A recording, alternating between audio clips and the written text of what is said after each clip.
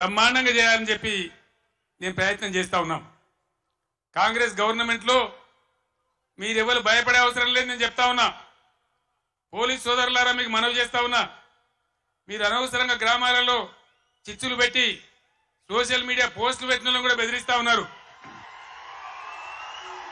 ఇది మంచిది కాదు. మీరు చూడండి, ప్రజల స్పందన చూడండి.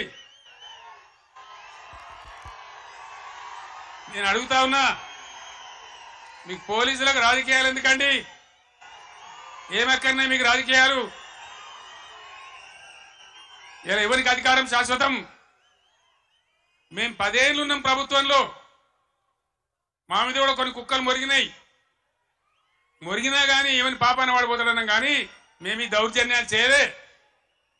మేము ఉన్ననాడు కనుక పోలీసులు ఇయ్యాల చేసే దౌర్జన్యాలు పోలీసుతో చేయిస్తే ఈ కాంగ్రెస్ వాడు ఒక్కడు మిగులునా అసలు ఈ రాష్ట్రంలో? మేము అటుపోలే, ఆ దారి పట్టలే. మేము ప్రజల సంక్షేమం కోసం పనిచేసినాం, 24 గంటల కరెంటు కోసం పనిచేసినాం, పేద ప్రజల ఆకలి తీర్చాలని పనిచేసినాం, ముసలి మురిగ వాళ్లకు 2000 రూపాయల పెన్షన్ ఇచ్చి ఆదుకున్నాం. ఎంత చెప్పినామో అంత అమలు చేసి చూపించినాం. ఒకటో అరనో తప్పితే అన్నిటికన్నీ అమలు చేసినాం. 1,70,000 మంది విద్యార్థులకు ఉద్యోగాలు కల్పించినాం. అన్ని కూడా చేసినాం. సరే, జరిగింది ఏదో జరిగింది. భవిష్యత్తులో ఇప్పుడు జరగాల్సింది, నేను మీ అందరినీ కోరేది, ఈ కరీంనగర్లో నిలువెత్తున తెలంగాణ సోయి నింపుకున్నవాడు మన వినోద్ కుమార్. క్లీన్ క్యారెక్టర్ అన్న వ్యక్తి మన వినోద్ కుమార్. ఈయనకు బండి సంజయ్కి పోలిక లేదు, పొంతన లేదు, నక్కకు నాగలోకి అనుకున్న తేడా ఉంది.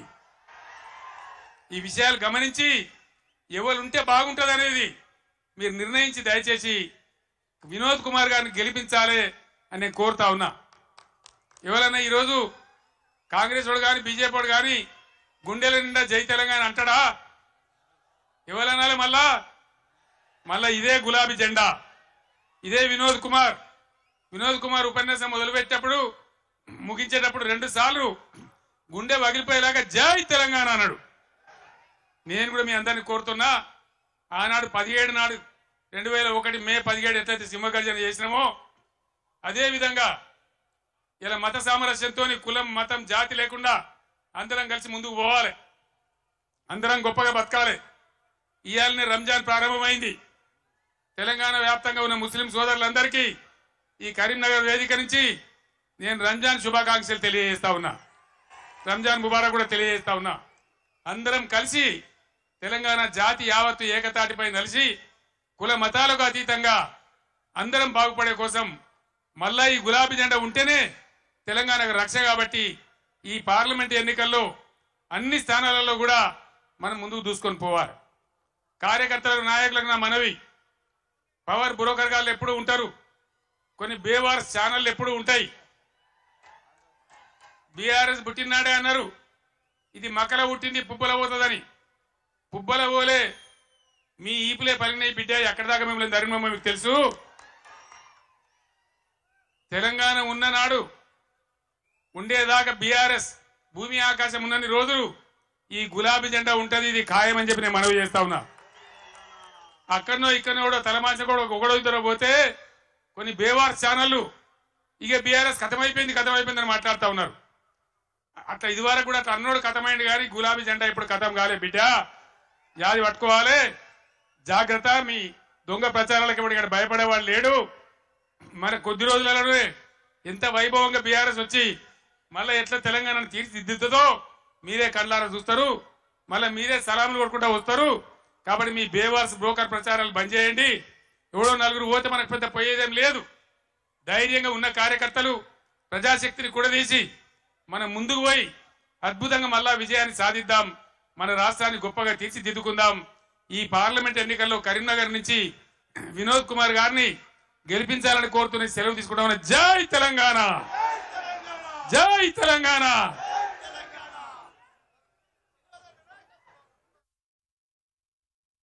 కుడిచేయి పని చేయి, మాకన్నా మంచిగా పని చేయి, మంచి పేరు తెచ్చుకో. మేము పోటీ పడేటట్టు చూసుకో, మాతో పోటీ పడేటట్టు చూసుకో. కానీ ఈ సీడతాము, పండబెట్టి తొక్కుతాము, రైతు బంధు అడితే చెప్తోని కొడతాము,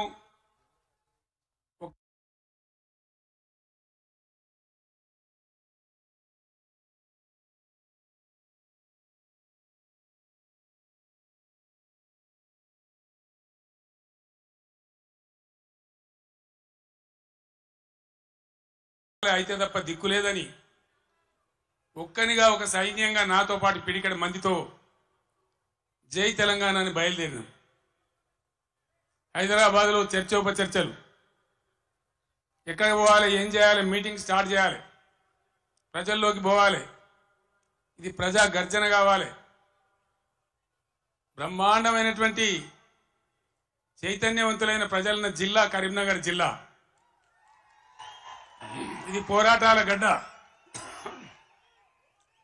ఇక్కడి నుంచే ప్రారంభించాలని భావించి ఇదే ఎస్ఆర్ఆర్ కళాశాల మైదానంలో ఇదే రాత్రి సమయంలో మే 17వ తేదీ 48 డిగ్రీల ఎండ అయినా కూడా ప్రజల చైతన్యం ఉన్న జిల్లా అని చెప్పి తెలంగాణ ఉద్యమం కోసం ఊపిరిలూదాలని నమ్మి ఇక్కడికి వస్తే ఆనాడు మీరు తెలంగాణ జెండాను ఆకాశమంతా ఎత్తిన గడ్డ ఈ కరీంనగర్ గడ్డ.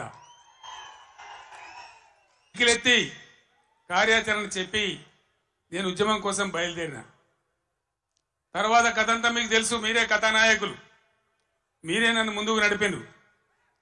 కానీ కాంగ్రెస్ పార్టీ ఎటువంటి పార్టీ? నువ్వెక్కడిదోయా, మాతో నువ్వు గెలిచినావు కేసీఆర్, అసలు నీకు లెక్కేంది, నీ బిషాదేంది అని మాట్లాడితే ఆనాడున్న కేంద్ర మంత్రి పదవిని ఎంపీని కూడా నేలకేసి కొట్టి రారా నా కొడుక కరీంనగర్ కన్నా నేను మళ్ళీ ఇక్కడికి వచ్చిన. ఎన్ని కోట్లు ఖర్చు పెట్టినరో, ఎన్ని మాయోపాయాలు చేసినరో, మొత్తం రాష్ట్ర ప్రభుత్వం ఎన్ని గింగిరాలు కొట్టిందో మీకు తెలుసు నాకంటే ఎక్కువ. కానీ బ్రహ్మాండంగా మళ్ళొక్కసారి ఇది పదునైన కరీంనగర్ గడ్డ బిడ్డ, ఇది తెలంగాణ అడ్డ అనే పద్ధతిలో 2.5 లక్షల మెజార్టీతో నన్ను గెలిపించి మరొక్క మారు తెలంగాణ చైతన్యాన్ని చాటిన గడ్డ ఈ కరీంనగర్ గడ్డ. రాజకీయాలలో పరిణామాలు జరుగుతుంటాయి. పరిణామాలు జరుగుతుంటే మనం మంచిగా చేసినాం, తెలంగాణ సాధించినాం. నేను మీకు ఒకటే మాట మనవి చేస్తా ఉన్నా, కొన్ని సందర్భాలలో అత్యాశకో దురాశకో లేదా మరో రకంగానో ప్రజలు మోసపోతారు. మొన్న కూడా మోసపోయి కాంగ్రెస్ పార్టీని గెలిపించారు. ఈరోజు 3 నెలల లోపలనే 100 రోజుల్లోనే ప్రజలు ఏం జరుగుతుందో మీకు తెలుసు. మీరందరు గ్రామాలలో ఉంటారు. ఏం మాట్లాడతామంటే మేము ఎక్కువ ఇస్తాం, మీకు 6 సందమామలు పెడతాం, 7 సూర్యులు పెడతాం అని మాట్లాడింది. రైతు బంధు 15,000 వేస్తాం, కళ్యాణ లక్ష్మికి తులం బంగారం కల్పిస్తాం. ఇవాళ నోటికి మొక్కాలే 420 హామీలు ఇచ్చింది, బయలుదేరిండు. ఇవాళ ఏం మాట్లాడుతుండ్రు? రైతు బంధు అడిగితే చెప్పుతో కొడతామంటాడు ఒక మంత్రి. నేను చెప్పిన బిడ్డ, రైతుల చెప్పులు చాలా బందోబస్తుంటాయి, దబ్బన వాళ్ళు అదే పనికెత్తుకుంటే ఏమైతుంది మీకు గతి అని కూడా నేను చెప్పిన. బందోబస్తు ఉండే ఆ రైతుల చెప్పులు. మంత్రిగా ఉన్న వ్యక్తి రైతు బంధు అడిగితే చెప్పుతో కొట్టుకుంటాడు. ఇంకెవడో సన్నాసిగాడు కూడా అంటాడు. అంటే ఏందన్నట్టు? ఇప్పుడు ఇన్న ముఖ్యమంత్రి ఆయనను